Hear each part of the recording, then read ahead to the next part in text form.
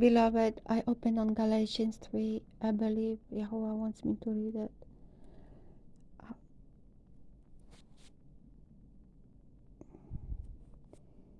A senseless Galatians, who has put you under the spell, not to obey the truth, before whose eyes Yahushua Messiah was clearly betrayed among you as impaled.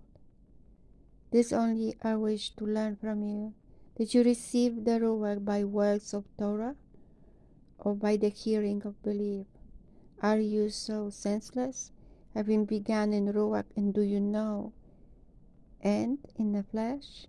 Have you suffered so much in vain, if indeed in vain? Is he then who's supplying the Ruach to you and working miracles among you, doing by works of Torah, or by hearing of belief? Even so Abraham did believe Elohim, and it was reckoned unto him as a righteousness. Now then, that those who are of belief are sons of Abraham, and the scripture having foreseen that Elohim would declare right the nations by belief, announced the good news to Abraham beforehand, saying, all the nations shall be blessed in you.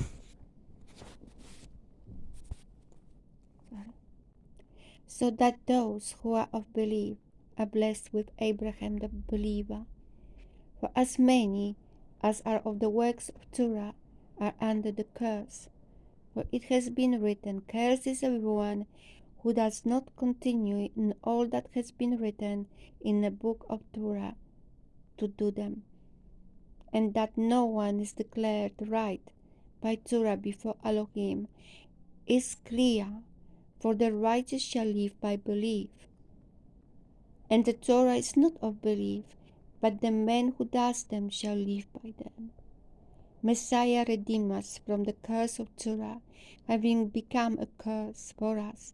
For it has been written, cursed is everyone who hangs upon the tree, in order that the blessing of Abraham may come upon the nations in Messiah Yahushua, to receive the promise of the Ruach through belief. Brothers, as a man I say it, a covenant, even though it is a man's, yet if it is confirmed, no one sets it aside or added to it. But the promises were spoken to Abraham and to his seed. He does not say, and to seeds, as of many, but as of one, and to your seed, who is Messiah. Now, this I say, Torah that came from 130 years later does not annul a covenant previously confirmed by Elohim in Messiah, so as to do away with the promise. For if the inheritance is by Torah, it is no longer by promise, but Elohim gave it to Abraham through a promise.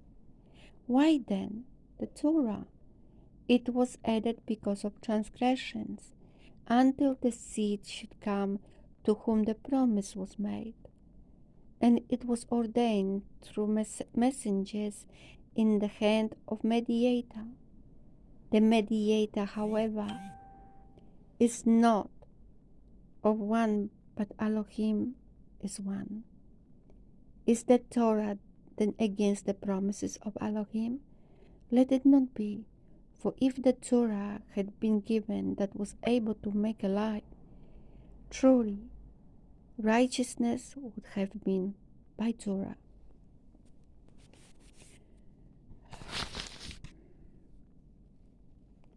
But the Scriptures has shut up all mankind under sin, that the promise by belief in Yahushua Messiah may be given those who believe. But before belief came, we were being guarded under the Torah, having been shut up for the belief being about to be revealed. Therefore, the Torah became our trainer unto Messiah in order to be declared right by belief. And after belief has come, we are no longer under a trainer. For you are all sons of Elohim through belief in Mashiach Yahusha. For as many of you as were immersed in Messiah have put on Messiah. There is no Yahudi, no Greek. There is no slave, no free. There is not male, no female. For you are all one in Mashiach Yahusha. And if you are of Messiah, then you are seed of Abraham and heirs according to promise. Amen. Greetings to you, brothers and sisters.